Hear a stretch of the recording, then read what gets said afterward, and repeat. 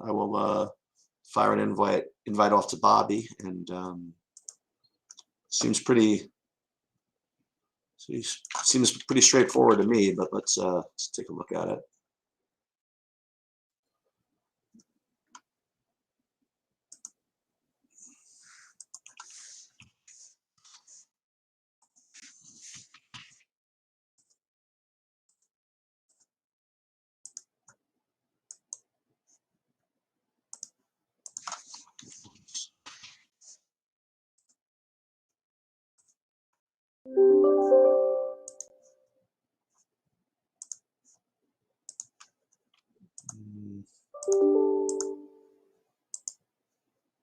One sec, guys.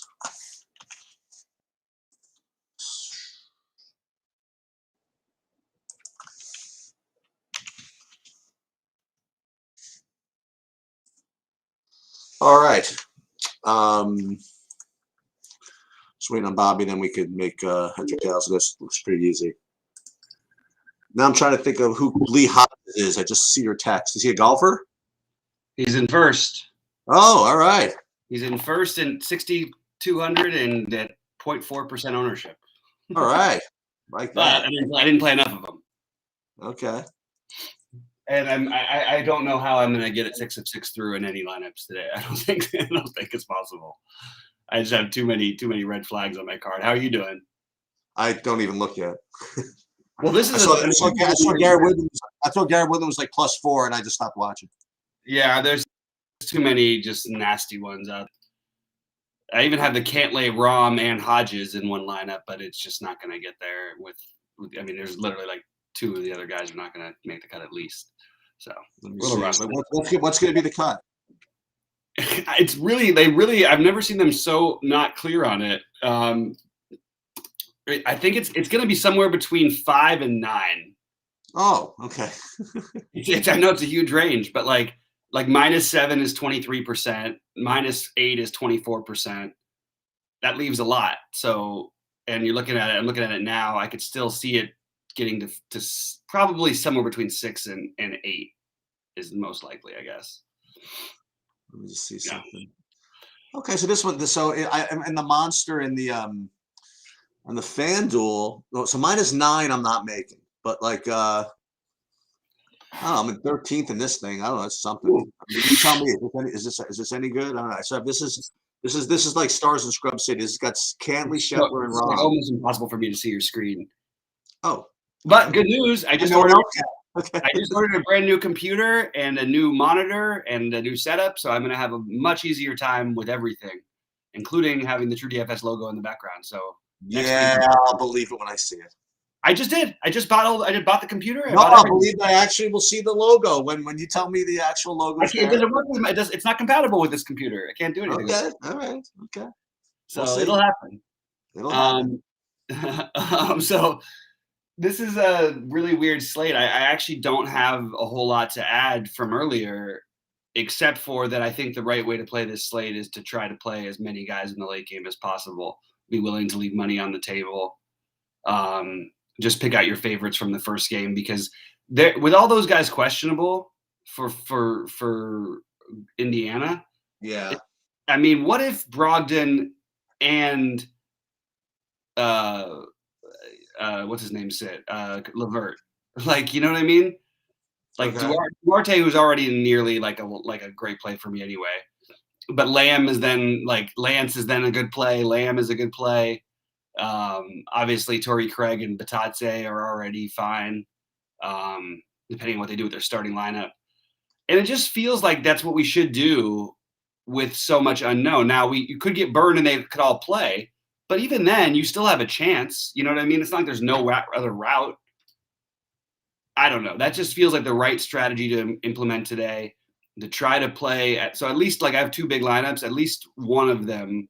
And then the other one I'll probably have 5 guys or 6 guys from the later game. The other one I'll have like 4, when they don't really show up as the same quality of plays as the first game. So that's what I'm going to try to do. Yeah, I try to do that, but I just like the plays in the early game too much. Yeah, I get it. Yeah, I mean, I really wanted to play this Booker, Luka, I wanted to play this whole thing. So I like Valanciunas. I kind of like Randall too. So I'm gonna. So I did what I'm probably not supposed to do to play these early games. So like I said, one of us will win. I guess we'll see. Well, I mean, the thing is, I can still play the expensive guys and play the speculative value in the late game. I mean, like Kuminga's already up. We know Kuminga's a good play already, right? I have him in the lineup. But maybe playing like maybe getting a little like edge and playing Looney and Batatse instead and skipping JaVale, which is kind of scary. Could pay off though. But again, you could always fiddle with it later. I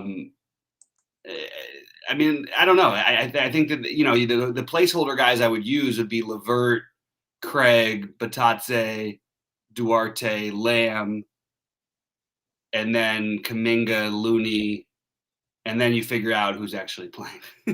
Right. Oh, and I guess Iguodala too. But I don't really want to play Iguodala. It's just hey, I could possibly go that route, and I think that's just the smartest way to play. What's up to K9 Bronco out there? How you doing, buddy? Yeah, it's there's nothing especially exciting about this slate, but that way at least you can get some sort of edge, because if you look at the ownership in these early games, the only guys who I think are really good plays that, like, one of Bridges or Cam Johnson could have a big game and they're going to be very low owned. You could include Crowder in that conversation as well. There's no reason why one of those guys won't put up 30 fantasy points. And I think that's a viable thing to do. But everybody else on Phoenix who's gonna play is gonna be owned. Even like Cameron Payne will be owned. Luka is gonna be crazy high owned. Kristaps gonna be really high owned. Even Jalen Brunson's gonna be high owned. What do you think of him?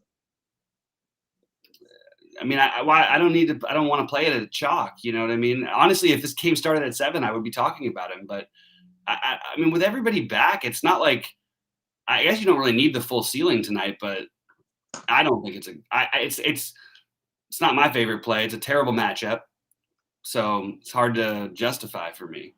But then you look at everybody else, and they're all going to be owned. I mean, everybody on the New Orleans side who's viable is going to be owned, except for Nickeil Alexander-Walker could be low owned, and I like that play. And then on the Knicks side, I mean, the ownership is going to be crazy on Randall and Kemba, but you could play the low owned Fournier and the low owned Mitch Rob. So there are some options, but I sort of like the idea, because if those guys are out, even if they get housed, I got a crazy two by two that I'm thinking of doing here. Okay, give it to get myself off the board. So how about this? Instead of Brunson and McGee, how about like Super Psycho, Klay Thompson and Mitch Rob? I don't think that's psycho at all. I don't think is that even going to be low owned? Like, I know Mitch Rob is supposed to be low owned. Yeah, actually, Mitch Rob's a really sneaky play. I don't think there's anything unusual about the Klay play tonight, is there? I actually think his ownership is. I think they're guessing wrong on his ownership. I think he'll get a little more ownership than this. Well, I just did it, so I definitely. I like it. I mean, I like it, Cheats. Devontae Graham is questionable. I mean, yeah, this is going to be an interesting spot here. I mean, this might be the spot where Lance Stevenson ends up winning the money, but he might end up being chalk by the end of the day, and he might end up also not playing more than 5 minutes. So it's kind of a tough one to figure out for sure. It's have you been playing any Garrett Temple these couple of times where he was getting minutes? No, he hasn't been getting minutes. No. A few games ago, he had 33 and then a 20. Okay, so these guys are back. Okay. I would assure you that somebody was out. Yeah. Yeah. He's not really. I mean, I guess there's a way he could, because he's a better defender. But like, yeah, I'm sure Hart was out. Probably Grant. Probably 2 guys were out for that one. Okay. Yeah, I don't think he's viable. And again, I would just encourage playing the later guys, because whether you want to play Torrey Craig or not, he may become a good play by the end of the slate. Who else would be? Duarte is a great play anyway, in my opinion. Jeremy Lamb might end up being, like, if he's starting, he could end up being like, I mean, because you could end up with Brogdon and LeVert gone. Right. And you can put all three of those guys in too. There's still a chance Sabonis plays. I don't know. I also wonder if there's some trade stuff going on. If that's what's directing this. Well, that's interesting. Because I know everybody's up for sale on Indiana because they're so bad, but it's interesting. K9, what are you doing on FanDuel today? Well, let us know what's happening. I don't think we're gonna have as many people because these kind of lazy slates are a little tough. Yeah, I mean, I'm curious to hear any questions. I'm happy to talk about anything. Ooh, yeah. Riley Davis come through for me. Nice. I'm trying to do my usual X out of Iguodala. Just never scores more than 10 fantasy points, right? Yeah, I mean it's just, but again, by the time just make it Jeremy Lamb then, Yeah. I had them both in this lineup, so I can't do that. Yeah. I mean, they're gonna. I like Clay tonight because I think they'll put up a bunch of points. They'll have to put a bunch of shots really quickly. Sabonis was ruled out. No, but Brian, I actually saw him get upgraded to questionable. So I don't know what's what with Sabonis. I know that every site has him out. I don't know for sure that that's official because I've gotten conflicting things in the last hour, but I think it's unlikely that he plays, obviously. Do we have more of Book or CP3 on DK? It's a good question. Sheets, I know what your answer is. You're gonna have more of Booker. Yeah. I have slightly more of Booker on DK, but I like Chris Paul too. And I like Chris Paul. It makes more sense on FanDuel than he does on DK. You like Jordan Poole at all? Not especially. Okay. The blowout run, though. I mean, he could get the blowout run. And you were talking about Fournier, maybe. I mean, Poole's okay. Yeah, Fournier I think is a better play than Poole. Like, okay. But again, maybe not because Poole gets the later slate. So some weirdness happens, and you're playing all the scrubs from Indiana, which means probably Golden State wins this game handily. It's interesting. So I do think those Pacers will be out, but we've already been burned by the Pacers, like including last night when they didn't announce until right before game time that Brogdon and Lamb were playing. And I feel like they got their win, and now they're going to just basically give all their, the other guys a shot tonight. Wonder if you can get some blowout run for Damian Lee tonight. Maybe, but I don't know why you're looking on. I would just look on the other side of the ball. I don't really want to. I'm not like trying to squeeze in a team with a 13-man rotation versus a team that might have like 8 guys. Yeah, that makes sense. I mean, it's possible. I mean, if you're trying to double punt him, I would prefer Gary Payton over Lee. But they're going to play a lot of guys. I mean, you can always tell how many Warriors are healthy, even though Draymond's out and they've got some other things that are missing. You can always tell how many guys are healthy because Juan Toscano-Anderson either goes from projecting to have like 8x or like 2x. Right. All right, let's see. Looney in no world is Looney like smashing anything. They don't run. He doesn't run a single. They don't run a single play for him. His baskets are all by accident. But could he get there? Sure he could. But it's not like they're going to give him the ball in the post. They don't play that way. Right. He's never smashing. He could smash with rebounds and get enough putbacks and things like that. But yeah, I don't know about the smash thing. You like Jay Crowder at all? Like I said, you can mix those guys, mix and match. I prefer Bridges, but I don't mind Crowder. Yeah. I just went through this, Chris, but the best game for me is try to get exposure to the late game because we have so many unknowns that we probably won't know before lock, and I think you gain some edge on the field. But of the other two, certainly seems like Phoenix Dallas. I don't think you need to like go crazy stacking a game. Like I'm not playing more than 2 guys from Phoenix or 3 at the most. I wouldn't play more than 1 or 2 guys from Dallas. I wouldn't play more than I probably would play 1 or 2 from New Orleans, and I would play 1 or 2 from the Knicks. Maybe the Knicks you could play 3, but I would think 2 would make more sense.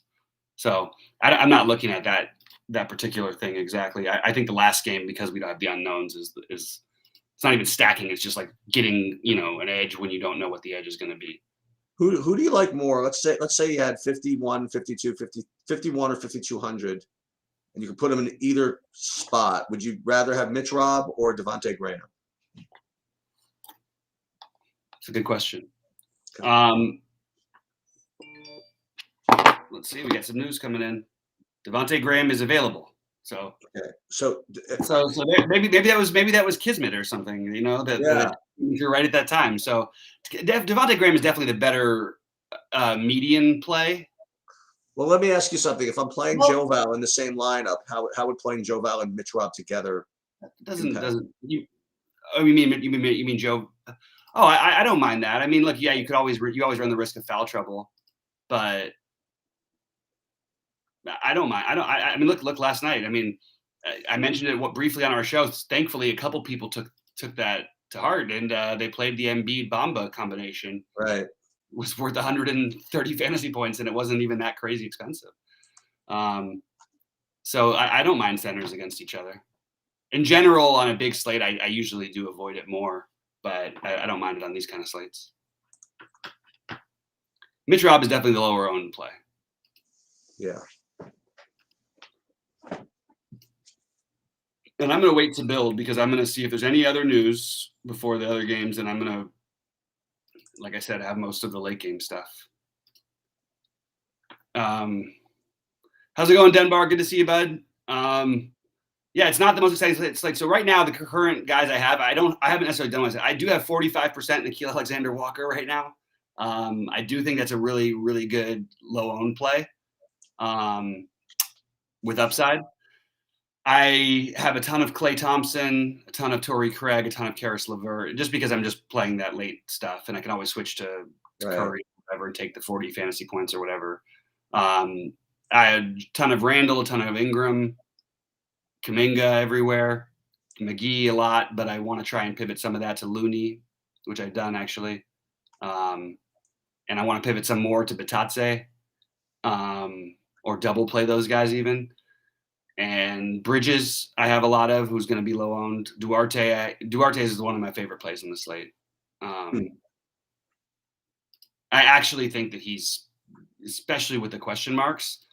I mean, he didn't play 32 minutes last night. I'd like it better even, but it's the 3rd and 4 nights for them also. I just don't see them playing Brogdon.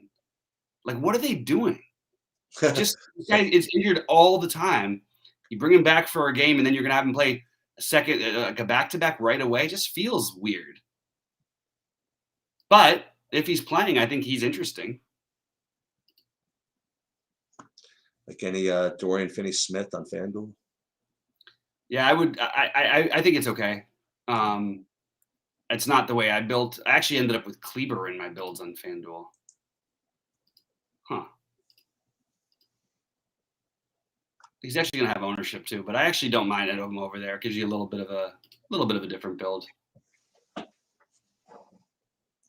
Gary Payton. Yeah. I mean, Torrey Craig will be in all my FanDuel lineups for sure. Here's another kind of play we haven't played in a while. I'm getting a few lineups with Bielitsa on FanDuel. Yeah, and again, you might have some switchability to something you feel a little more comfortable with by the time it's all said and done. Or he might be someone you feel more, you know what I mean? Like there's just a lot of unknowns for that game to not try and target it, I feel like. Yeah.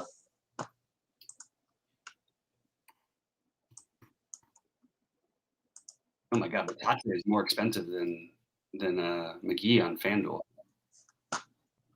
That's weird. So Bitadze, you think is going to start? I think he will, but I'm not 100% sure on that. It is weird because the team that usually plays 2 bigs, well, at least you think they would leave 1 big in, just as it changes the way they run their offense and everything, I think. But it's a lot of speculation at this point.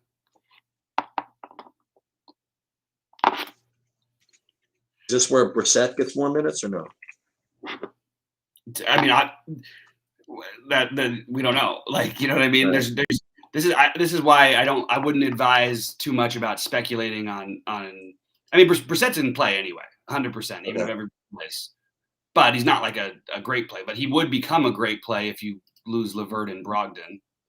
But I mean, well, probably at least 3 or 4 Indiana guys would become really great plays if you lose Brogdon and LeVert, or one of them. And both of these guys are chronically injured, so you'd think that they would be smart about it.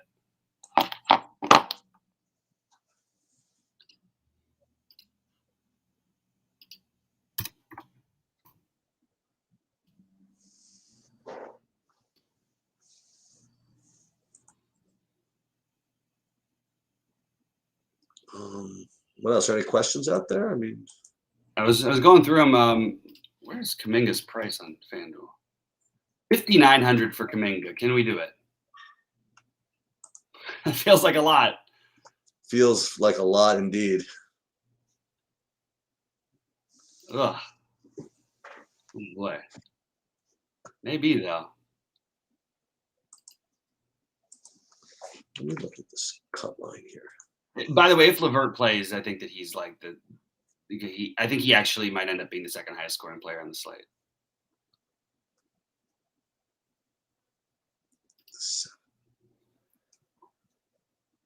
Dude, can this thing really be like -9? Possible. That's so tough, man. I know it's all relative to everybody else, but I'm not gonna get freaking 5 guys, 6 guys at -9. Right. I'm not gonna get 5 guys at -9. I don't think. Right. That's gonna be a terrible beat, by the way, if you're freaking Hodges and don't make money. Oh man, I know. Especially if he Right? keeps it going. Seriously. But if you have Hodges, I presume you have Rom in that at least, right? And Cantlay. Oh my! So I mean, you got even 5 of 6 could freaking. You have a I need a couple 7-unders to get 5 of 6. I think. Yeah, right, exactly. I got the Sabatini and stuff like that. He's 1 over. Oh man, KH Lee though, I've got someone else in some good lineups, and he's Yeah, I got that. I got that one. He's back to 6 under. I'm just kind of hoping that I see where I'm headed here with my big buy. My big buy, and I'm going to be praying that 5 of 6 is good enough. And if I can get to 5 of 6, oh no, I can't even do it. I could do it, but it's, oh my God, Gary Woodland, really +3, Gary Woodland. I mean, honestly, I know that was terrible. but that's okay. Patrick Reed's at -1. He can get there. Matt Wolf was +4 through 2. The two of them together. The two of them were on the same freaking pairing. They were one of them was, I don't know if you're watching it. On the first 3 holes, every one of them, Gary Woodland was like 80 yards to the left, and Matt Wolf was 80 yards to the right. That's crazy. I'm playing Kuminga, by the way, on FanDuel. Yeah, why not? He's 5,900. That's what. Why not? Let's see what these. I'll take a look at questions in a minute. I'm just finishing my FanDuel build. I don't really have a whole lot of builds to go through, so it's going to be a pretty simple night for me. Lee Hodges. There it is. Hey, that's what we talk about. He had a little prep race off the layoff. Off the layoff, a little prep race at Hawaii. Just get his feet wet. He's ready to kill people. Yep.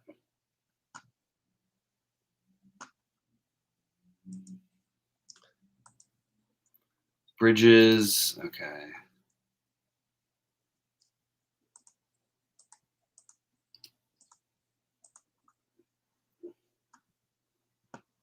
Will anybody fade Julius Randle on FanDuel, do you think? Like yeah. Literally anybody. Yeah, I might. Let me just see. Where I have him? Do you think I have 100 him? I don't even know. Let me see. You're pretty close. I would imagine, especially if I'm Xing out stuff like Iguodala and stuff. Nah, dude, I'm not even close. I only have 92% of him. No. Boy, oh boy.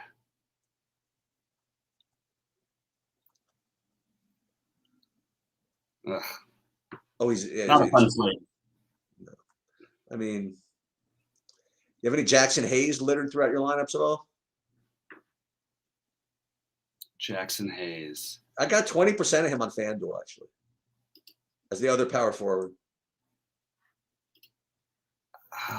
I didn't get. I thought about it, but I didn't pull the trigger on it. It's a stupid 3-game slate. You know what I mean? Just shit. Yeah. You know?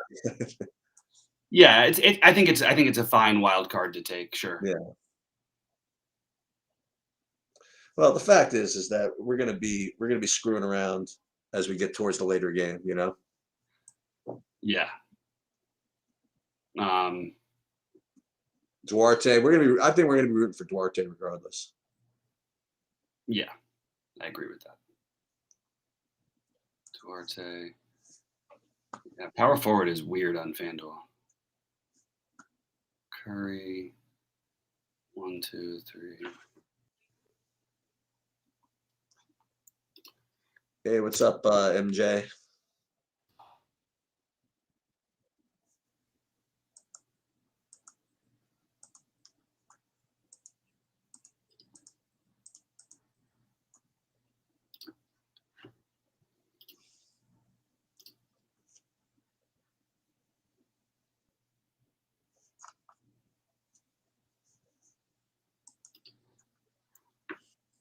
Curry, Luka. Okay, there we go. Duarte, and we're gonna play. Like, this is the best thing you can hope for me because you're not. Obviously, you have to try and make bad plays to try and force things in. So unless you want to play the Fourniers or the Nikhil Alexander-Walker, which I think are both extremely viable, I think you really should be doing what I'm doing. Like, I think that's what I really do think it's the smartest way to attack the slate like this. Yeah, I don't disagree.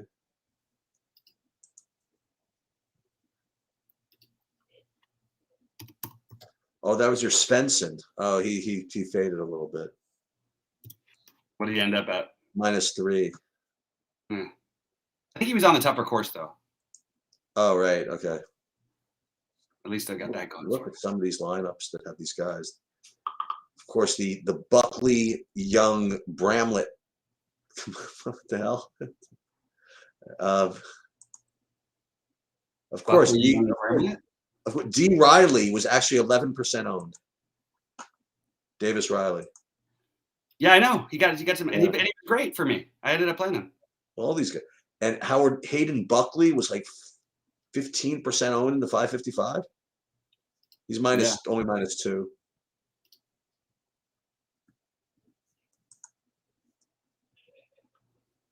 Vincent Whaley. All right, I guess I'm gonna split it. My food's coming soon anyway. Yeah. Let's see if there's any quick questions that I can answer real quick. I don't know what the question is. Can you understand what James' question is? Bobby Ngannou or Gon. Okay, I know what he's asking. So I did a video, James. You can go onto the YouTube channel. You can go into the Discord and access the MMA slate breakdown. And you will get my opinion on whether Ngannou or Gon is winning. It's definitely going to be a good fight, but I actually do have an opinion. Yeah, I'll make you go to the video to watch it. All right, that's it. I will catch up to you later.